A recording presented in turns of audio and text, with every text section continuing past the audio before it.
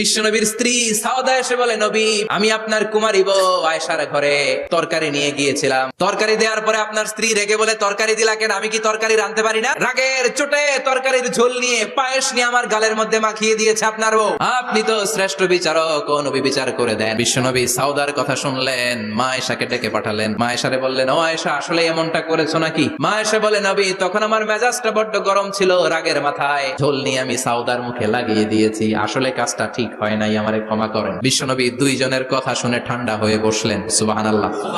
দুইজনের কথা শুনে বিশ্বনবী বললেন, আমার আদালতের রায় হচ্ছে কিসাস।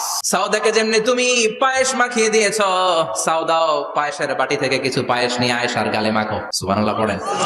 সাউদাও বিশ্বনবীর রায় অনুযায়ী বাটি থেকে পায়েসের ঝোল নিয়ে মা আয়েশার গালের মধ্যে মেখে দিলেন। মা আয়েশা কি আর করবেন, হেসে দিলেন। সাইয়েদাতুনা সাউদাও হাসলেন, বিশ্বনবীও হাসলেন। আরশের উপর থেকে খুশি হয়ে গেল কে?